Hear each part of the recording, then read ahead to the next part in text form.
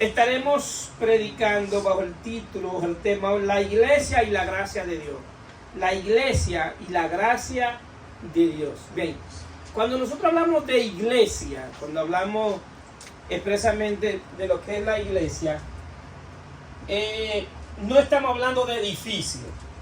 Y cuando hablamos de la gracia de Dios, no vamos a explicar la gracia como doctrina, sino la gracia de Dios como la naturaleza de Dios. Dios es un Dios de gracia. Esa es su naturaleza. Si Dios expresa su gracia desde Génesis hasta Apocalipsis, una de las cosas para nosotros poder entender verdaderamente lo que significa la gracia de Dios, tenemos que entender lo que son las diferentes dispensaciones. Muchas veces la gente puede venir y escuchar algo que uno explica o enseña, y inmediatamente dicen, bueno, tal texto dice esto, y por qué el pastor dice esto. Y cada vez que una gente me quiere corroborar algo sobre algo que uno enseña y explique, yo le hago una pregunta: ¿tú conoces las dispensaciones? ¿O conoces los diferentes pactos que Dios ha hecho con la humanidad? Y muchas veces dicen, ¿qué es eso de dispensaciones? Entonces, ¿cómo tú vas a interpretar la Biblia si no entiendes lo que es las dispensaciones? Si no entiendes cómo Dios se ha relacionado con el hombre desde su creación. Es decir, para tener una buena interpretación bíblica debemos entender lo que se llama dispensaciones o los diferentes pactos. Las dispensaciones son la forma en que Dios administra su relación con lo creado. Y la primera dispensación que podemos ver es en Génesis. Es que se llama la dispensación de la inocencia con la creación de Adán. Esa es la inocencia. Después que el hombre peca, ahí inicia otra dispensación que se llama la dispensación de la conciencia. Después que Dios termina esa dispensación, comienza otra dispensación, otro pacto, que es el pacto con Noé, llamado el pacto noético. Después de ahí viene la dispensación del gobierno humano. Después de ahí viene la dispensación de la promesa que hecha con Abraham, que Dios le da una promesa a Abraham de una simiente, que en tu simiente serán benditas todas las naciones de la tierra. Y después viene la dispensación de la ley, que es con el pueblo de Israel, donde Dios le da 613 leyes al pueblo de Israel para Dios relacionarse con ellos a través de la ley. Entonces, si yo no entiendo la dispensación, entonces no voy a entender las escrituras. Entonces, ¿qué sucede? Toda dispensación tiene una expresión de gracia delante de Dios. Si nosotros tomamos la dispensación donde Dios le habla a Noé para que cree un arca, ¿quién le dio la sabiduría y la inteligencia a Noé para que creara el arca? Dios. ¿Quién le dio los materiales para que él creara el arca? Dios. Entonces Dios le da un mandato, pero al mismo tiempo le provee todo lo que él necesita para cumplir con el favor de Dios, para cumplir con lo que Dios le mandó. Es decir, que Dios no te manda a hacer algo en lo que Él no te ha capacitado. Para Dios pedirte algo, que tú hagas algo por Él o para Él, primero Él tiene que capacitarte. Entonces, la iglesia disfruta de lo que es la gracia perfecta que se manifiesta en Jesucristo. Ahora bien, para que esa gracia se manifestara en Jesucristo perfectamente, hay una clave que Jesús habla en Mateo 16, 18, y es la conversación de Jesús con Pedro o con los discípulos, cuando él le pregunta, ¿quién dice la gente que soy? Y ahí comienzan a decir, muchos dicen que tú eres Elías, otro que tú eres esto, que tú eres otro. Y Pedro dice de esta manera, Mateo dice 18, y yo también te digo que tú eres, y que Pedro le dice, tú eres el Cristo, el Hijo del Dios viviente. Y Jesús le dice, y yo también te digo que tú eres Pedro, y sobre esta roca edificaré mi iglesia. Recuerden que Jesús dice mi iglesia, es mi iglesia, la de Jesús.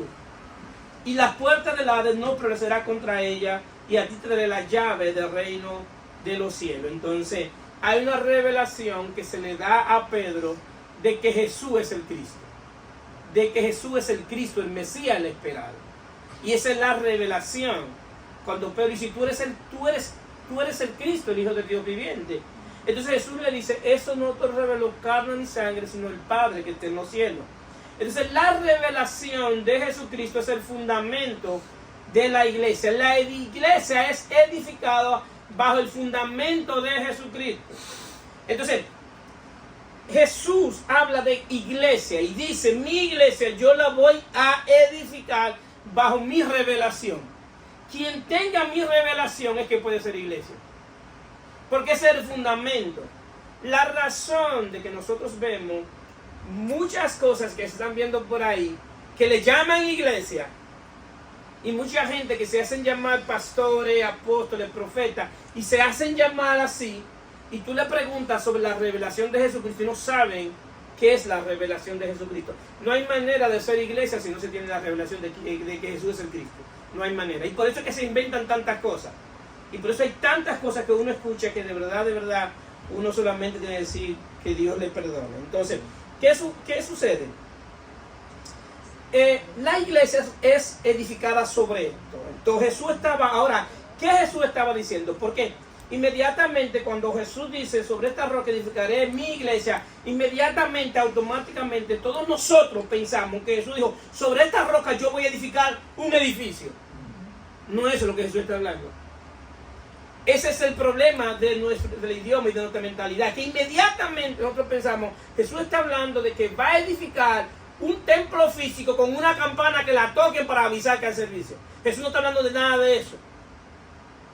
La palabra iglesia tampoco se la inventó Jesús.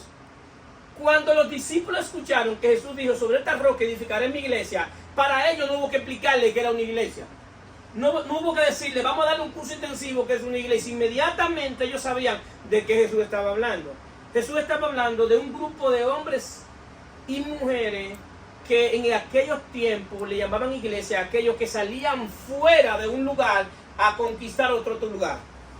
Y enviaban un apóstol para que formara una asamblea de hombres y mujeres para que estuvieran listos para influenciar esa nación sobre otro gobierno. Roma tenía que conquistar tal territorio, enviaba un apóstol y ese apóstol comenzaba a reclutar gente para explicarle la cultura de Roma, los beneficios de servirle al César, los beneficios que daba el imperio romano, decirle la nacionalidad, decirle el poderío que tenía Roma, y lo hacían entender que lo mejor que le podía pasar a ellos era pertenecer a Roma, porque cuando ellos pertenecían al imperio romano, entonces iban a estar protegidos, y a eso se llamaba iglesia. Si no era un templo que Jesús estaba hablando, ni tampoco estaba hablando de sinagoga, estaba hablando de una asamblea para sacar la gente de una condición o de una nacionalidad para llevarla a otra. Bueno, eso es lo que hace la iglesia hoy, sacar la gente del mundo de las tinieblas, llevarla al reino de Dios. ¿Amén? Amén. Eso es iglesia. La iglesia es una embajada del reino de Dios. Es una embajada del reino. En la iglesia, dentro de la iglesia, lo que debe fluir en los creyentes, en el Rey Supremo y Soberano, las leyes que deben gobernar son las leyes del cielo. Es decir, mi mente debe saber cómo se gobierna en el cielo, cuál es la cultura del cielo, cuál es la mentalidad del Rey Supremo, cuál es nuestra manera de hablar, cómo se habla un lenguaje en el cielo. Es decir, la reverencia que hay que tener al Dios que nosotros servimos, al único Rey y Dios verdadero. Entonces Jesús está hablando de eso Jesús está hablando. Jesús en pocas palabras dice, sobre esta roca edificaré una embajada del cielo. Es decir, eso es lo que sucede. Por eso yo estuve explicando y el día pasando le estuve diciendo que esto es tan poderoso en términos espiritual que cuando tú comienzas a venir a la iglesia, las cosas comienzan a cambiar en términos espiritual y también comienzan los espíritus a quietarse. Y Satanás, el reino de la tiniebla, aumenta sus ataques. ¿Por qué aumenta sus ataques? Porque él sabe que si tú eres iglesia, que si tú estás edificando, que si tú estás siendo edificada sobre la revelación de Jesucristo, él sabe que tú eres un enemigo potencial para el reino de la tiniebla. Él sabe que tiene que venir en contra de ti con todo. ¿Por qué? Porque está viendo a alguien que en un momento le va a quitar las armas, de las armas que él tiene, los gente que él tiene, se la va a quitar y la va a traer al reino de Dios. Los reinos se caracterizan, son grandes por la cantidad de territorio que gobiernan.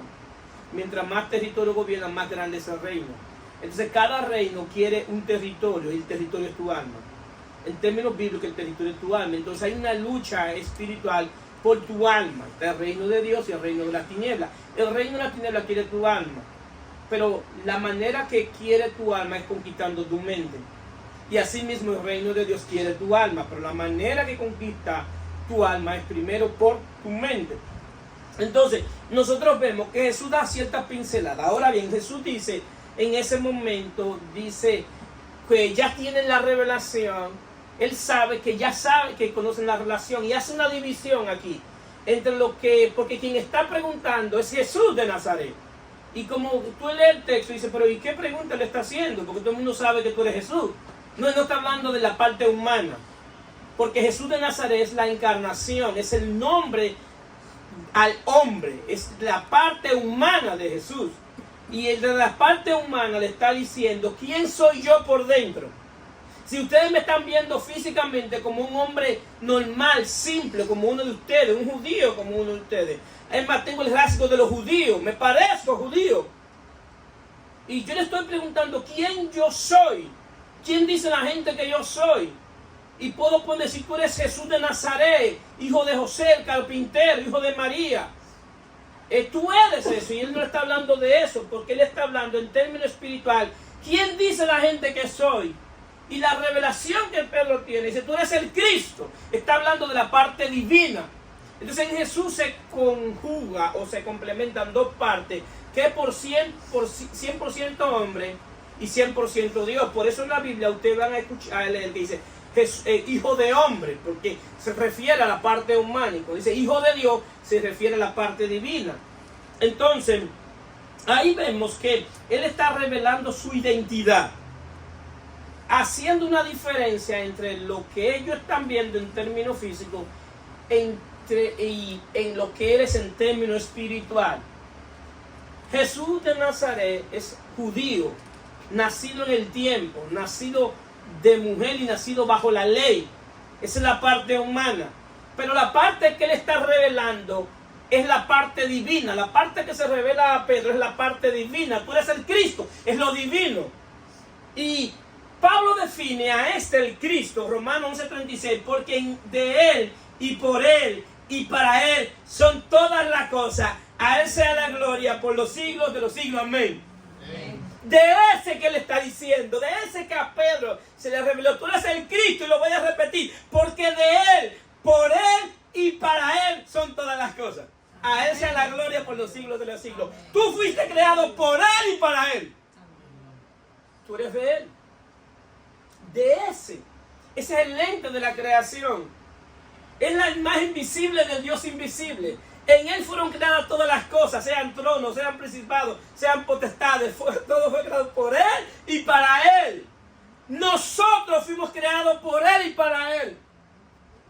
La ausencia que tiene el hombre que no le sirve a Dios es porque no le ha conocido a él. Y por eso está buscando fuera lo único que puede llenar a Jesucristo por dentro. Cuando dicen amén. Amén. Ese es el gran conflicto. Entonces, ¿qué sucede? Bajo esta revelación, que Jesús era el Cristo, Rey soberano, creador de todo, es que la iglesia es fundamentada. Y ese es el único fundamento. Entonces nosotros podemos ver cuándo nace la iglesia. El día que nace la iglesia, porque la iglesia tiene un nacimiento.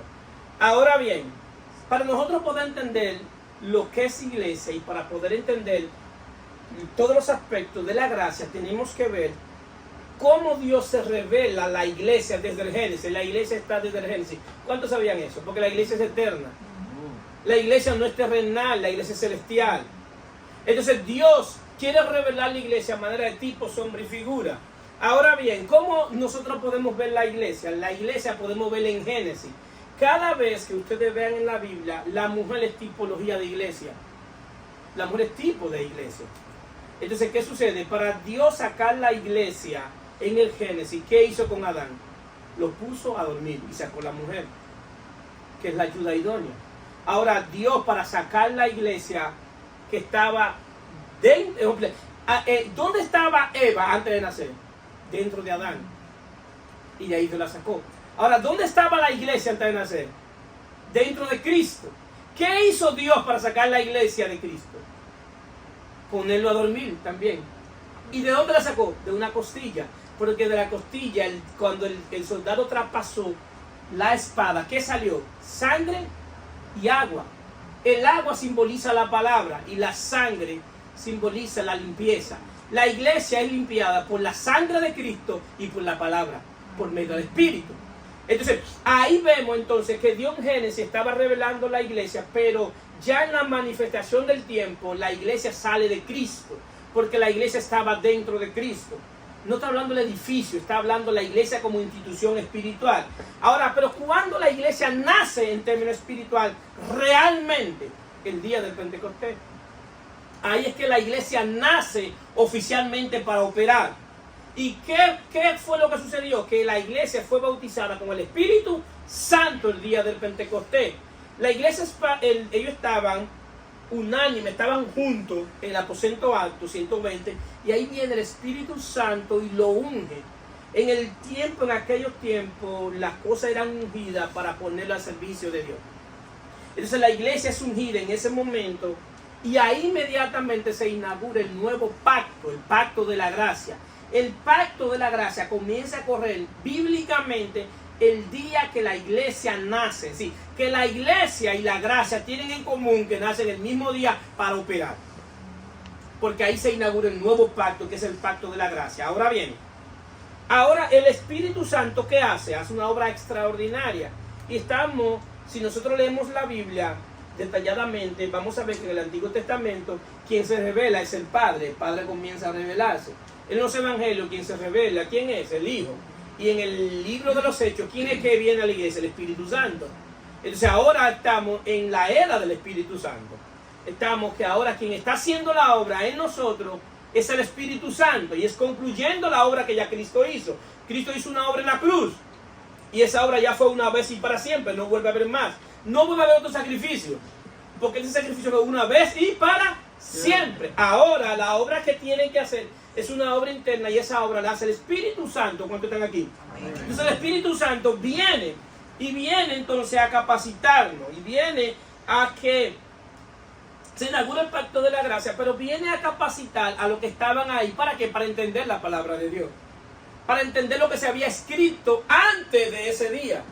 Y comenzaron ellos a leer el Antiguo Testamento y a entender lo que Dios estaba diciendo desde el Antiguo Testamento. ¿Y por qué a partir de ahí es que vienen a entender lo que estaba en lugares oscuros, lo que estaba en el Antiguo Testamento? ¿Por qué vienen a entender eso? Porque el Espíritu Santo es que viene a traer luz, y comienzan a ver hacia atrás y comienzan a entender que todo lo que se escribió, todos los profetas, los salmos, la ley, todo lo que se dijo era con relación ¿a quién? A Jesucristo. Es decir, que ya ellos estaban en el cumplimiento de los tiempos. Es decir, ellos no estaban esperando algo, sino ellos tenían que manifestar a alguien cuando están aquí. Amén. Por eso que el evangelio no es esperar algo, el evangelio es manifestar a alguien que se te metió por dentro. Ese es el evangelio. Es decir, no es una expectativa de espera, no es una expectativa de promesa. No estamos en la dispensación de la promesa, donde a Abraham se le dio una promesa, y Abraham caminó conforme a esa promesa, esperando esa promesa, y que era una tierra prometida. Y él caminó en esa promesa, y llegó un momento que se le abrieron los ojos espirituales y entendieron que la promesa que Dios le estaba dando no era de algo terrenal, sino de algo celestial. Era más poderoso que lo humano, era más poderoso que él. Entonces, vemos ahí entonces que ellos comienzan a entender el Antiguo Testamento, pero al mismo tiempo comienzan a ser iluminados para escribir el Nuevo Testamento. El Nuevo Testamento, el nuevo pacto, se escribe porque testamento significa pacto, es lo mismo. Entonces, vemos ahí entonces que ese día la iglesia no solamente habían judíos, sino también había gentiles. Vemos entonces que se cumple la promesa de Joel, la promesa del profeta Joel, que el profeta Joel dijo que llegará el día que derramaré mi espíritu sobre toda carne. Cuando habla de todo, sobre toda carne, sobre toda persona, no solamente sobre judíos, sino también sobre gentiles. Se cumple la promesa de Joel el día del Pentecostés, porque no solamente habían judíos. El día que vino el Espíritu Santo, que fueron llenos del Espíritu Santo, hablaron nuevas lenguas, y cada uno se entendía. La lengua que hablaron fue lengua humana, fue lenguaje. Por eso se podían entender. Esa fue la lengua que se habló ese día, y se entendían los medos, los persas y todo lo de Capadocia, todo se entendía en su idioma. ¿Por qué? Porque ahí se derramó el Espíritu Santo. Y ahí vemos entonces que el Espíritu Santo operando dentro de la gente es una promesa que se iba a cumplir en el pacto de la gracia. Por eso hay una correlación entre la iglesia y la gracia de Dios. Porque se cumple lo que se dijo a través de Ezequiel de Jeremías, que daré el nuevo espíritu, nuevo corazón y nueva mente. Pero ¿cuándo se cumple eso? El día del Pentecostés. Antes del día del Pentecostés no hay un nacido de nuevo, no hay nadie que haya nacido de nuevo. Verdaderamente el nuevo nacimiento será el día del Pentecostés, cuando el Espíritu Santo es derramado en la iglesia. Entonces la gente comienza a ser lleno del Espíritu Santo y es el producto del nuevo nacimiento. Entonces eso es algo que pertenece a la gracia. Entonces, ¿qué pasa? Vemos entonces que la iglesia y el pacto de la gracia tienen en común que nacen el mismo día y tienen la misma naturaleza. Por eso quiero distinguir lo que es la doctrina de la gracia con la gracia como tal. La gracia es la naturaleza de Dios. Dios es así. Dios manifiesta gracia porque la gracia es una expresión de amor. ¿Sí? Y Dios es amor. Entonces, ¿cómo expresa su amor? A través de la gracia. La gracia se puede definir como doctrina para que podamos entenderla, para organizarla teológicamente. Muy bien, gloria a Dios.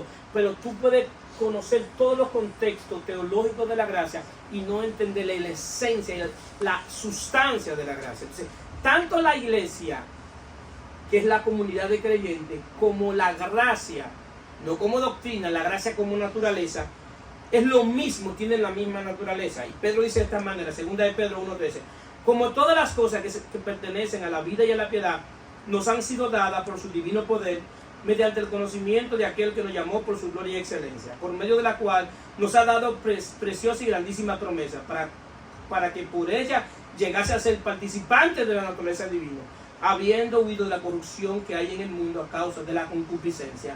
La iglesia es una entidad divina, la gracia también es divina.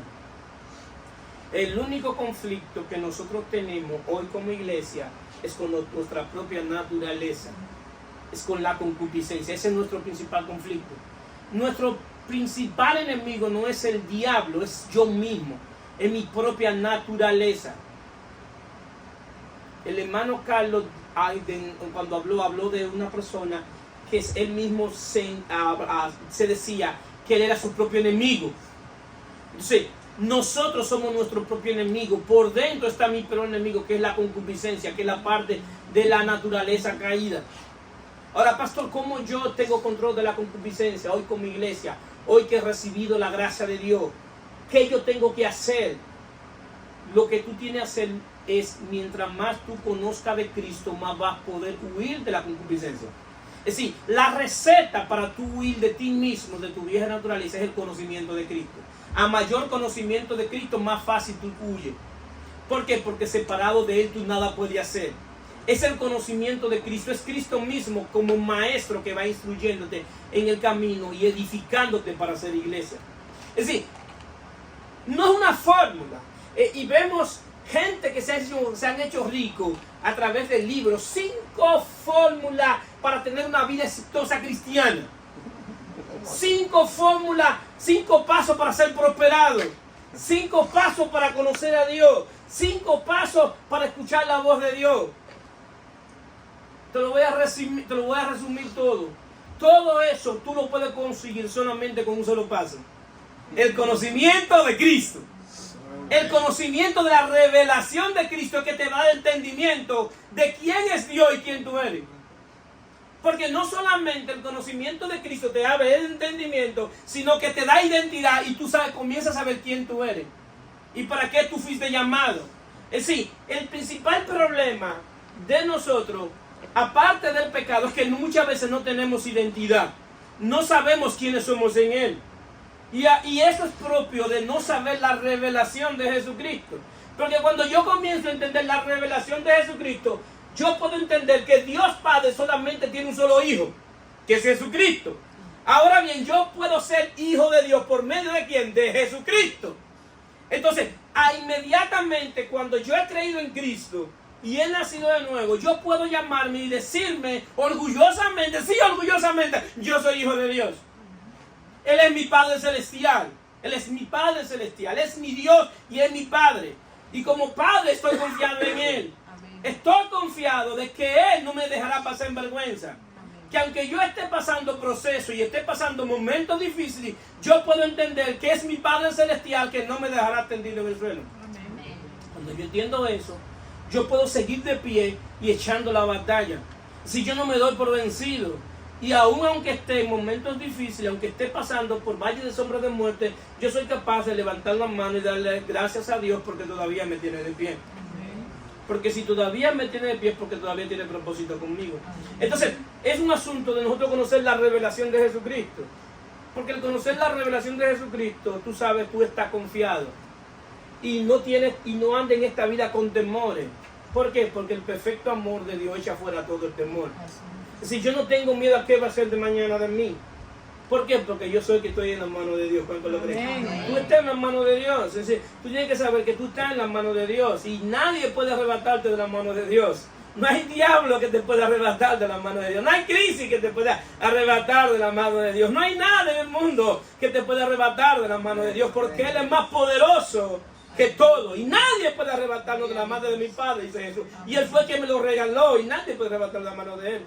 Y nadie puede arrebatarme del amor de Dios. Ni hambre, ni peligro, ni persecución, ni espada, ni la muerte, ni el porvenir, ni ángeles, ni demonios, ni ninguna otra cosa creada podrá separarme del amor de Dios que es en Cristo Jesús. No hay nadie. Entonces, cualquier cosa que venga hacia adelante, tú sabes que eres invencible porque por ti está el Dios todopoderoso y soberano.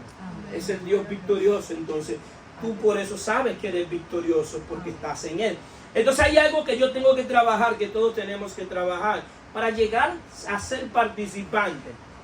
Es decir, es que yo sea participante, que yo participe de lo que ya Cristo logró. Entonces, yo quiero ser participante de la naturaleza divina. ¿Y qué es ser participante de la naturaleza divina? Es manifestar lo que ya yo tengo de Dios. Si que yo tengo de Dios, que yo tengo que participar con otros. Es decir, hay cosas que ya Dios la depositó en mí. Ahora, ¿qué yo tengo que hacer? Aprender a manifestar eso. ¿Con quién? Con la iglesia.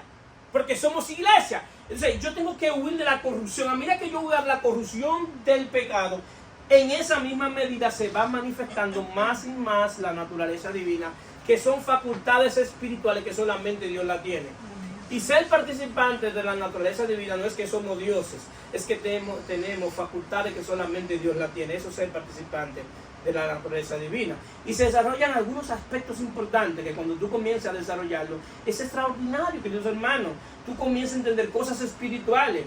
Hay cosas extraordinarias que Dios comienza a operar en ti. Tú comienzas a tener revelación de la palabra, entendimiento de la palabra, sabiduría espiritual, conocimiento espiritual. Hay tantas cosas que tú comienzas a entender en términos espiritual porque el Espíritu de Dios está en ti. Entonces tú comienzas a leer las Escrituras y a entender las Escrituras y poder saber qué Dios está diciendo a través de las Escrituras. ¿Acaso no es algo maravilloso? Tú poder leer las Escrituras y tú entender lo que Dios está diciendo en el lenguaje de hombre y tú entenderlo. Y tú saber cuando Dios te está hablando a través de las Escrituras especialmente para ti. Y hay un día que tú vienes a la iglesia y se lee un texto que se ajuste específicamente para ti y tú lo entiendes. Y nadie entendió que el pastor dijo, pero tú lo entendiste. Porque el Espíritu de Dios te dio entendimiento de lo que Dios te está diciendo. ¿Acaso eso no es algo extraordinario? Amén. Que Dios toma de su tiempo para aplicarlo en ti. Es decir, no hay cosa más extraordinaria en esta vida que tener una relación con el Dios que te creó. No hay cosa más extraordinaria que entenderlo y saber quién es Él. Es decir, Dios no permite que nadie se gloríe, pero dice, si alguien se va a gloriar, que se gloríe que me conoce y que me entiende. Gloríate de esto, que me conoce, que te pueda decir, yo conozco a Dios. Y en saber quién es Dios es sinónimo de no andar perdido dando golpes al aire. Los que están en Cristo no andan dando golpes al aire. Entonces, ¿qué sucede?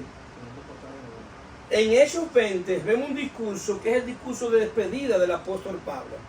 El apóstol Pablo va para Jerusalén.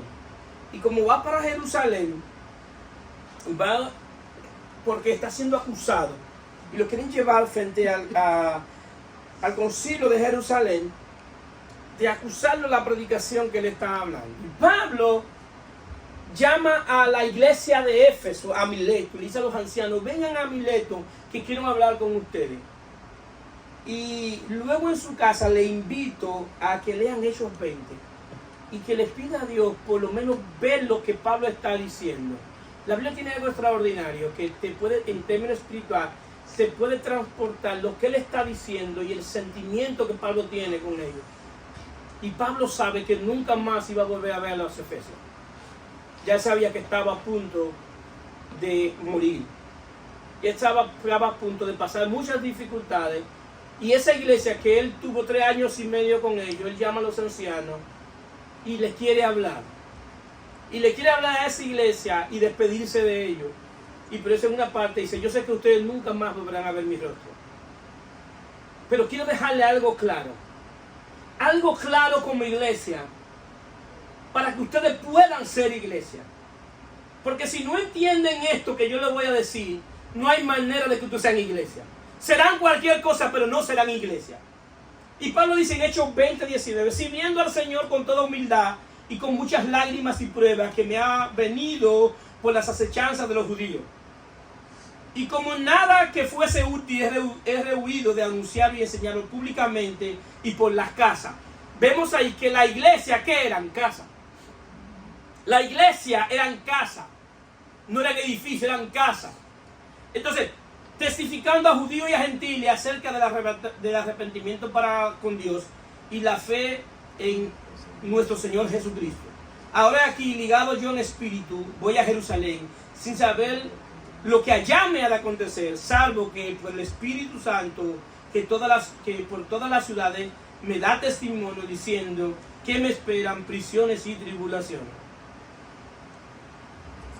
Este hombre, a veces tú lees a Pablo y la historia de Pablo, y a veces es inexplicable de qué Pablo estaba hecho.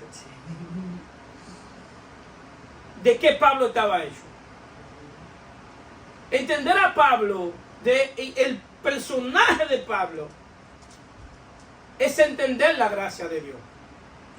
¿Por qué? Porque este hombre sabe que le esperan prisiones, sabe que va a ser castigado, y su preocupación no era lo que iba a recibir, su preocupación era que ellos entendieran el Evangelio. Su preocupación no era la muerte que le iba a recibir, su preocupación era que ellos pudieran conocer la obra de Jesucristo. Esa era la preocupación de ellos. Entonces, hay algo importante, queridos hermanos, es que el Evangelio como tal se ha mezclado tanto con tantas cosas que ya no sabemos qué es el Evangelio. Y asimismo, como nosotros hablamos de que tu peor enemigo por dentro eres tú mismo, pero hay otro enemigo también que tiene que ver con lo que se llama legalismo. El legalismo es el principal virus que afecta a la iglesia. El legalismo, ¿qué es el legalismo? El legalismo es tratar de alcanzar el favor de Dios cumpliendo ritos, leyes, ceremonias, y también llega a ser legalismo querer alcanzar el favor de Dios a través de tu propia obediencia. Querer ser aceptado por Dios por tu propia obediencia es legalismo. Y no se confundan, que le voy a explicar. Hay 2 palabras clave que Pablo habla aquí: arrepentimiento para con Dios y la fe en nuestro Señor Jesucristo. Esto es una sola moneda de 2 caras. Cuando tú te arrepientes, metanoia, cambia tu mentalidad, comienza a manifestar fe. Y cuando tú tienes fe, te arrepientes. Y es un proceso de toda tu vida hasta que Cristo venga. Arrepentimiento y fe. Tu fe, tu arrepentimiento, tú vas entendiendo. Cambia tu mentalidad. Todo aquello que no es conforme a lo de Dios, tú cambias la mentalidad con relación a eso. Y eso hace que tú tengas fe. Y producto de eso, ¿qué se produce del arrepentimiento y la fe? Se produce la obediencia. La obediencia es un resultado del arrepentimiento y la fe. Al final, la obediencia no es algo que tú produces. La obediencia es algo que Dios produce en ti. Pero cuando me ponen la carreta por delante del caballo, enseñándole a la gente que obedezcan sin arrepentimiento y fe, no hay manera que sea transformado, porque tú comienzas a obedecer en tu propia fuerza. Y comienzas a obedecer en tu propia fuerza y a querer hacer las cosas para agradar a Dios. Si fuera así, no es necesario la gracia de Dios. Porque si por la ley hubiese sido la justicia, por demás murió Cristo. La razón que Cristo muere y envía a su Espíritu es porque no podemos obedecer a Dios. Ahora yo puedo obedecer a Dios porque el Espíritu de Dios está dentro de mí. Entonces por eso es que muchos podrán decir, el pastor no predica obediencia. Es que la obediencia es un fruto, es una manifestación de haber conocido a Cristo. Es decir, el que comienza a obedecer y a ser transformado, comienza verdaderamente a sentir el deleite de lo que es tener la presencia de Dios. Y por eso hay cosas que muchos de ustedes han dejado de hacer, muchísimas de las cuales yo no me he enterado ni nunca les he sabido, y ustedes la han dejado de hacer. Pero no porque yo se la dije, sino porque el Espíritu de Dios es que pone en nosotros el querer como el hacer por su buena voluntad cuando están aquí. Amén. Y esa es la verdadera transformación que Dios quiere como iglesia. Pero esa verdaderamente el Espíritu de Dios va a comenzar a obrar en ti cuando tú comiences a entender la revelación de Jesucristo y a entender el favor de Dios y que tú eres iglesia, que tú no eres cualquier cosa. Entonces, ¿qué pasa?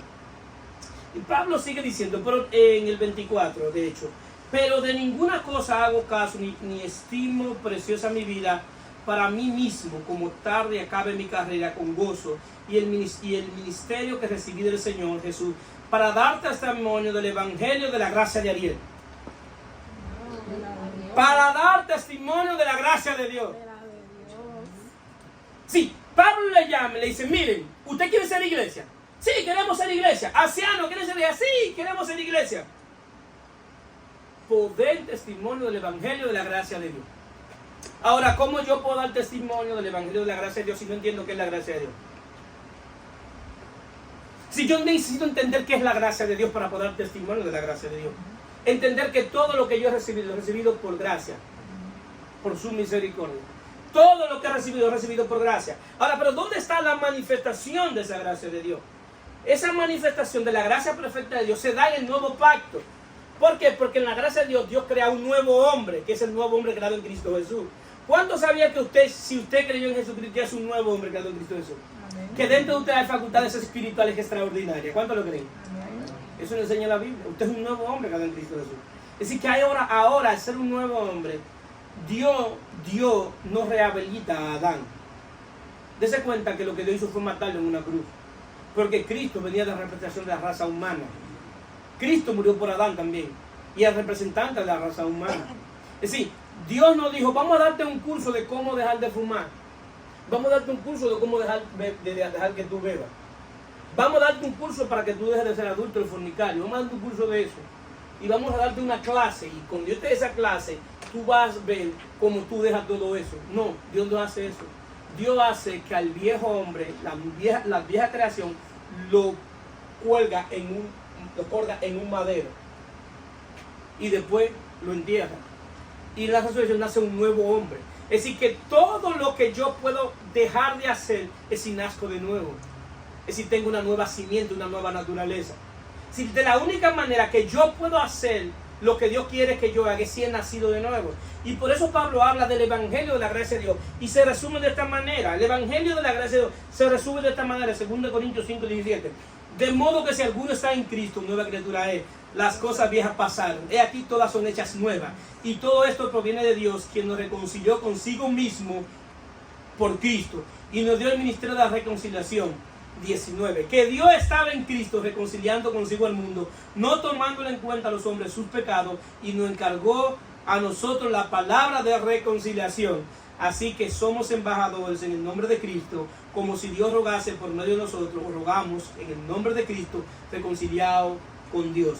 La manifestación más grande de la gracia de Dios es que aún siendo nosotros pecadores, Cristo murió por nosotros.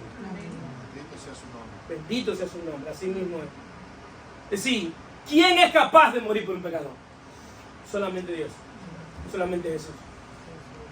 Esa es mi posición ahora, es que yo estoy reconciliado. Si yo creo, yo estoy reconciliado. Ya no soy prófugo de la justicia de Dios. Estoy reconciliado con Él. Ya mi mente no es enemiga de Dios. Mi ser interior no es enemigo de Dios. Yo no soy enemigo de Dios.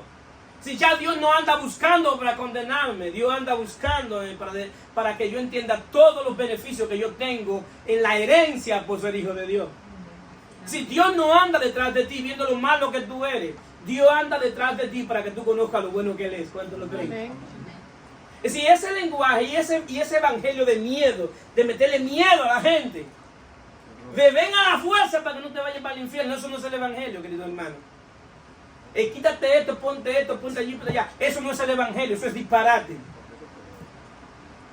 Básicamente, estructuralmente, el evangelio de la gracia de Dios son las buenas noticias del favor de Dios que tú recibes por creer en Jesucristo.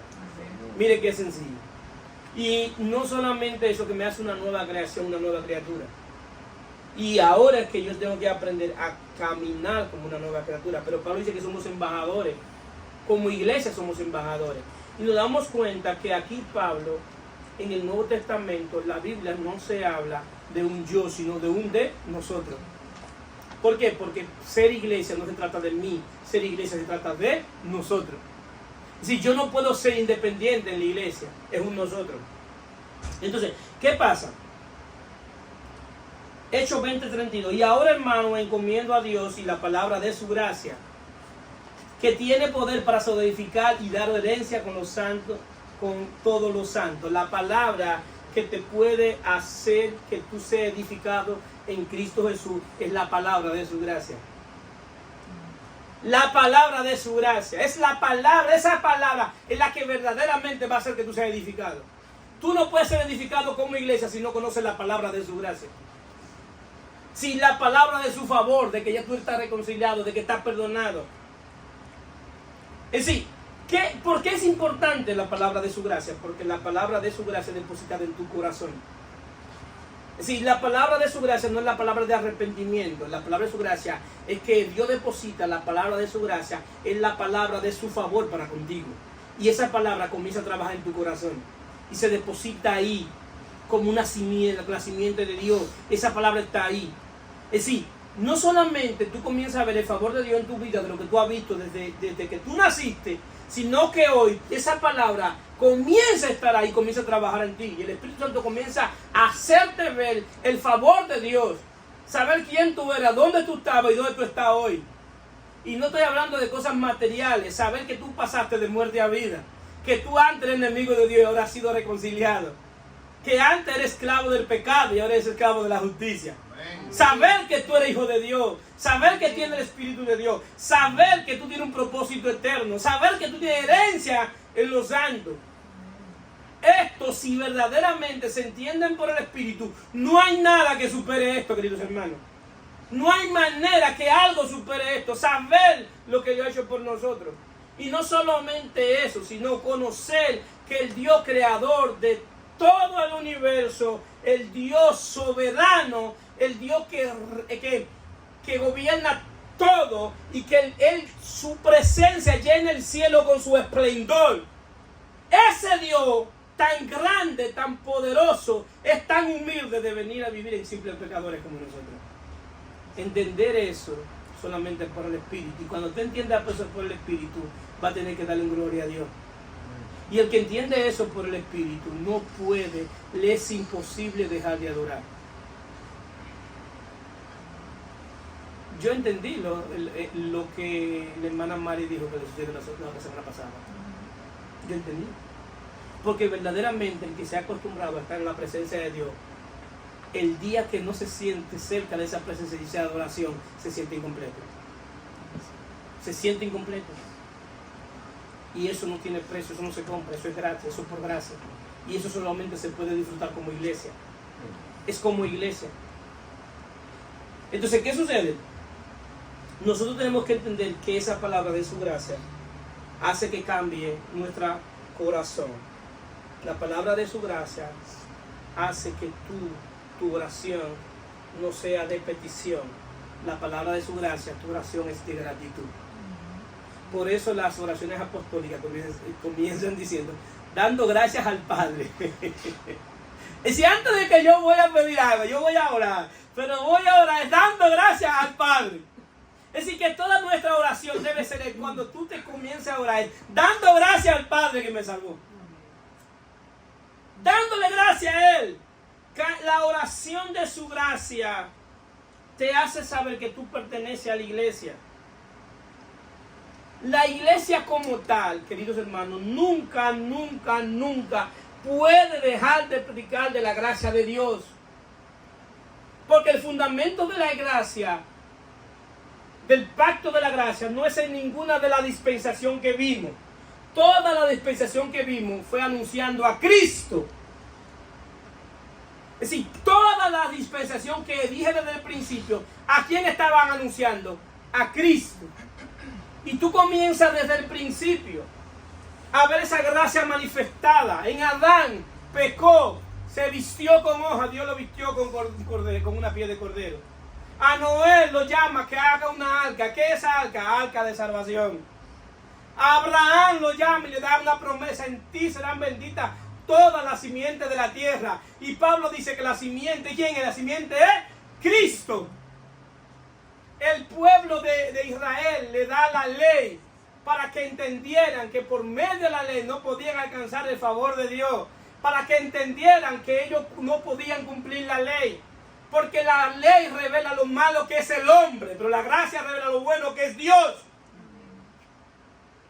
Y la ley es dada como un ayo hasta que llegara Cristo. Y ya no estamos bajo la ley, sino bajo la gracia. Entonces, si yo estoy bajo la gracia, el tema de predicación de la iglesia es la gracia de Dios. Amén. No hay otro tema. Todo lo demás es disparate. Y escúcheme la expresión. Si yo no alumbro todo lo que enseño desde atrás, a través de Cristo, estoy dejando a la gente en lugares oscuros. Porque el Antiguo Testamento es considerado lugares oscuros. Pero ahora es alumbrado por la luz de Cristo. Pero si yo no tengo la luz de Cristo, ¿cómo puedo alumbrar el Antiguo Testamento? Tenemos la palabra profética más segura, la cual está atenta como antorcha que alumbra en lugares oscuros, hasta que el lucero de la mañana resplandezca en vuestro corazón. ¿Quién es el lucero de la mañana? Es Cristo. Entonces, Cristo va a alumbrar desde adentro a los lugares oscuros. Y cuando Cristo me alumbre desde adentro en lugares oscuros, cuando yo vea a Noé como mediador de la ley, puedo entender a Cristo como mediador de la gracia. Cuando yo vea el cordero que he llevado para el perdón de pecado al pueblo de Israel, puedo entender el cordero que fue inmolado en la cruz. Cuando yo veo el árbol de la vida, puedo entender que la vida viene a través de Cristo. Entonces, si yo no entiendo qué es la gracia, si no entiendo cómo opera la gracia actualmente, yo puedo saber mucha Biblia, mucho texto bíblico, pero todavía estoy en lugares oscuros. Ahora Dios quiere alumbrar desde adentro mi corazón con la luz de Cristo. Y cuando yo lea el antiguo pacto, cuando yo lea las diferentes dispensaciones, voy a decir qué Dios está diciendo de Cristo en esta dispensación. Eso se llama revelación, apocalipto, que yo te quite el velo. Y ahí es donde tú puedes ver. Entonces, ahí cuando me quitan el velo, es que yo me convierto al Señor. Es ahí. Si no me han quitado el velo, no me puedo convertir al Señor. Porque cuando se le quita el velo, ¿qué es lo que dice? Entonces verán. Porque donde está el Espíritu del Señor, allí hay libertad. La libertad viene por la revelación de ver a Cristo. Cuando yo veo a Cristo, tengo revelación, apocalipto, y comienzo a ver. comienzo a ver desde ahora como iglesia y a decirle a la gente, como Jesús le dijo camino a Emaús, ¿acaso todas las escrituras no hablan de mí? Y comenzando desde Moisés, comenzó a enseñarle lo que las escrituras de él se decía. Si tú lees la Biblia y no estás buscando a Cristo, tú no sabes lo que estás haciendo. Estás leyendo un libro como si fuera una literatura. Verdaderamente las Sagradas Escrituras se pueden entender cuando tú comienzas a leer buscando a Cristo a través de ella. Como iglesia, si la iglesia no entiende esto, no va a entender lo que es iglesia. No lo va a entender. Bíblicamente, estructuralmente, la iglesia no se puede apartar del pacto que está establecido. Tú esto no podías explicárselo a Abraham. ¿Por qué? Porque la mentalidad de él era promesa. Por eso el lenguaje de él, ¿cuál fue el lenguaje de él? Que Dios le dijo, te bendeciré. Y cuando llega aquel día, y cuando se manifieste esto, todo en una mentalidad futuro. En Cristo no es así. En Cristo nosotros caminamos sobre el consumado es. Entonces yo ahora tengo que tener una mentalidad de gracia, un corazón agradecido, para saber que todo lo que yo soy es por su gracia. Todo lo que tú eres es por su gracia. Si tú estás aquí es por su gracia. ¿Cuántos sabían eso? Es por su gracia. Sí, no crean que fue de que no, que me ayudaron, que me dieron, que mi papá me pidió, que me cuidaron en el camino. En el camino yo estaba contigo. Si viniste por frontera, en la frontera yo estaba contigo. Por Yola, en la Yola yo estaba contigo. Por avión, Dios estaba contigo. ¿Para qué? Para traerte aquí. Y hoy es un día, independientemente de lo que tú estés viviendo, es para darle gracias a Dios que te cuidó en el camino. Es para darle gracias a Dios. Porque si estás de pie, tiene casa, tiene abrigo, tiene empleo, tiene comida, te faltan algunas cosas, pero tú más que todo tienes a Dios. Y el que tiene a Dios lo tiene todo, porque es la plenitud de aquel que lo llena todo y en todo. ¿Cuántos dicen amén? Entonces, ¿qué sucede? Pablo entendía esto y por eso dice esto para terminar. 1 Corintios 15:10. Pero por su gracia de Dios, pero por la gracia de Dios soy lo que soy. Y su gracia no ha sido en vano para conmigo. Aunque he trabajado más que todo ello. Pero no yo, sino la gracia de Dios conmigo. Si un día te vas a sentir orgulloso de lo que te ha logrado, bájate de esas nubes. Si te va a gloriar, gloríate en Cristo. Si te va a gloriar, gloríate en Él.